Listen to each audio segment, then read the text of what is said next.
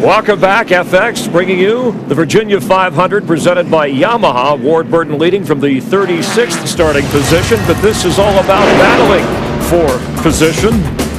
The phrase, "I need my space," applies here. It's Martinsville madness. Elliott Sadler taking a spin. Kenny Wallace in for Kevin Harvick, having some problems. 5 leaders, 5 lead changes, and 7 cautions. More recently, Jeff Gordon, who started this race on the pole, experiencing some problems. And let's get an update and head down to Steve Burns. Steve? Chris, with Robbie Loomis, the crew chief. Robbie, you guys have had a tough day. What's wrong with the 24 car? Yeah, the DuPont Chevrolet's been handling great, but I made a mistake there. Had too many people over the wall. That got us a lap down.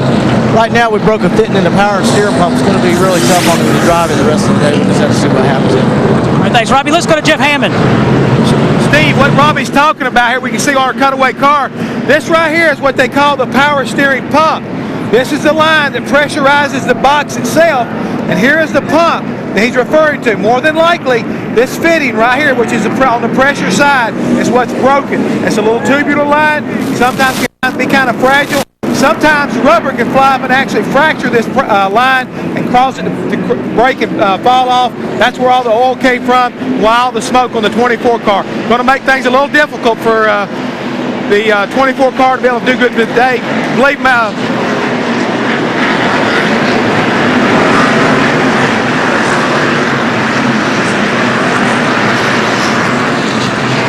Chris Woodward is the engine tuner for Tony Stewart. And Woody, what happened on that pit stop? Well, he stalled it coming in, and when he went to start it, the starter laid down on him, so it wouldn't even turn over, so we had to push it. Well, they've also told Tony to try to keep the RPMs up a little more on his next pit stop to try to keep the car from stalling again. Ward Burton, who was running 14th before the caution flag. The 13 cars in front of him pitted, and here we go. Gosh, seems like it's been forever since we did any racing. But he got that track position, but he has 35 laps on his tires. Look, Jimmy Spencer carries him all the way up there trying to get one of those laps back. Well, Jimmy got one back there on the last caution, and he's out front again to get another one back. That puts him just 1 lap down. Whoops. And here's Johnny Benson trying to get back on the lead lap. So much stage driving stuff on the track right now is making it difficult for everybody. The battle for second, Dale Earnhardt Jr. in 8 car ran the high side right there. He got by Terry Labonte. He's working trying to get by Terry Labonte. Left side. Jimmy Johnson, 3rd place point man. The rookie makes a stop. Looks like it broke the rear end. Oh, another rear end. Oh, Spencer loose. Yeah, he's having a tough time. He's not going to be able to hang on to that lap. And Benson's going to get a little insurance. He's back on the lead lap while Labonte works underneath for the lead. Here comes Terry. He's going to lead this time. And Ward Burton, I don't think, had him moved up in front of Dale Earnhardt Jr. His car was working good on the high side, but Ward Burton moved right up in front of him. Labonte and Craven. We didn't lead that one, but he's getting closer. He's going to lead this one. Well, I don't know. Spencer could be a problem for him. He got a good bite off turn 2, a little bit fresher tires than Ward Burton. Depends on where Jimmy Spencer ends up going here, but in front of these guys. Terry Labonte has not led a lap here since 1996. He got this one, boys. Got one. Good job. First lap he's led in Winston Cup since October 2000 at Talladega. Tony's smiling. Nice birthday present for Tony Tiger, who is 5 years older than Terry. Speaking of birthday, happy birthday today to Steve Burns, our man in the pits. How about that? Well, Spencer's loving this because he's not all that good right now, but those guys racing each other like that, allowing him to stay in front of them, and if the caution was to fly, it's another lap for him. He'd be in good shape. And Johnny Benson, he would be back on the lead lap because he's at the tail end of the lead lap now in the 10 car. When you stay out on tires, and with all that stage drive that was on the track and running them down pit road, it takes a few laps for these guys that didn't change tires to get going. That's what's happened to Spencer, I think. Jimmy Johnson's car pushed back to the garage area as this lead battle stays side by side. But Larry, I can't believe that Spencer's running as good as he is, because man, he smacked that fence down there earlier when he let that left front go, or left rear go down. I would say he is manhandling that race car, and he can do it.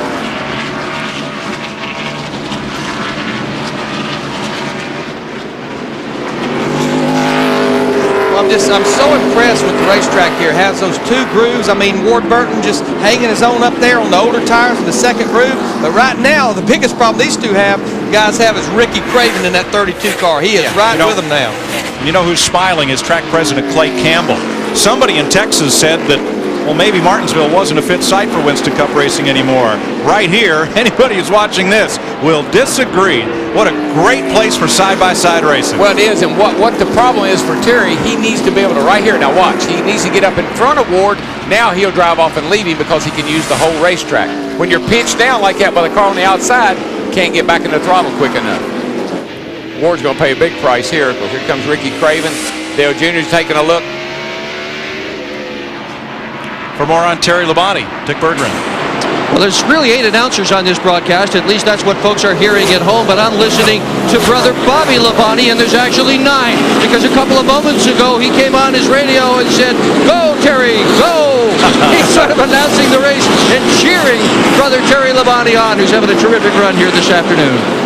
I don't think there's a person in the grandstands or a competitor that would like to see Terry Labonte win a race. Jim Long, his new crew chief this year, they've come together so well building those new race cars. And you saw the teamwork. You saw those guys cheer when they beat everybody off pit road. And his last 3 finishes have shown the way that team has come along and improved this season. It takes us a little bit of time, not a whole lot. Oh, Frank Kimlin, 26 car. He's up against that outside wall hard. No caution. Just bounced off, kept going. I think these cars, you drive them in real hard into the corner sometime with all that brake on there, you lock up that right front and slide up into the fence. And right now, probably a big problem he's got is he picked up all that trash on those hot tires when he was all the way up against the wall. Rubber just stacks up there. The hot tires picks all that up. 10th place battle right here. Sterling Marlin trying to get past Tony Stewart has just gotten past Sterling Marlin. Matt Kenseth, they're the 2-point leaders, still running nose to tail. Marlin and Kenseth right now in 11th and 12th.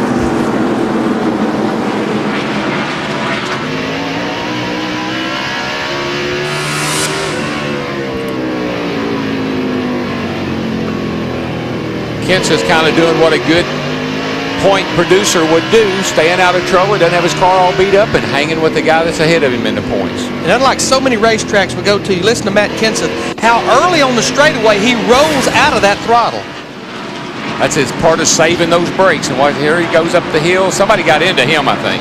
Looks like the 23 Hut Strickland. Yeah, sent him up the hill and bam. You know, give Hut Strickland a call. He's a lead lap car, running at 21st spot, and oh my goodness, what's come out of the grandstand? You know, there's not a beach in a couple of 100 miles from here. This ain't no beach party, I can tell you. No. Now, I don't know who thought that, but if that beach ball stays out there long, it's going to have a short life. Yeah, it's in turn 2. It's about to become Flat Stanley. what was that ball that Dale Jr. had in his car with him for a while? Oh, Wilson, the volleyball. Wilson. That's not Wilson. That's son of Wilson. Ward Burton, that 22 car, I think he's really paying the price of those older tires. I know we've had cars out there, hey, we got a battle for the lead, guys. Going off into turn 3. Ricky Craven, Dale Earnhardt Jr. trying to stay on that rear bumper. They got Terry Labonte kicked up to the high side. And you see how that car on the inside, it just forces that car on the outside. If you go in there real hard like Ricky did, you're going to force that guy up. And look at his team. Are they excited? Clear, corner, clear on that. And by the way, it was Michael Waltrip that ate the beach ball in the back straightaway. Is that who got it? Oh, yeah. This is the 7th Martinsville race that Ricky Craven has led, and it's the 3rd time this year that he's been in the lead. I think how Terry lost the lead was Jimmy Spencer winning the first turn down here. See that maybe here shortly. See if the lead changes first as Earnhardt Jr. goes after Craven. But Craven takes it deep into turn 1. His car's been working as good as anybody's up there in that second groove. You see Terry Labonte in that 5 car trying to stay latched on to Dale Earnhardt Jr. He opens that door, he wants to follow him through.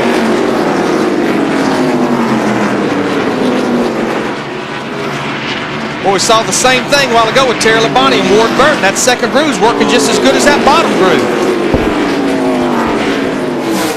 Maybe just a little bit of contact there. And we've documented it throughout the day. Ricky Craven's car is set up to run the high groove. He started well back in the field, 18th, and had to pass those cars at the start of the race on the outside, so that's where they set their car up to run. But when we talked to him Friday night, he didn't seem too concerned about qualifying 18th. He knew this race car was just as good as it was when he won here in October. All right, this was a while ago. Jimmy Spencer out there trying to get his lap back. Pulls down in front of Terry Labonte. Gets a little bit loose right there. Terry Labonte had to get out of it. Ricky Craven was able to stay in it, keep that momentum right here. You see Terry Labonte wiggling as well. Passes Terry Labonte, takes Dale Earnhardt Jr. with him. There are very few drivers here who can get up and run the outside, and the one who has been most successful at it today is the one that's in the lead, Newburgh, Maine's Ricky Craven, your leader at Martinsville as we close up on 300 laps.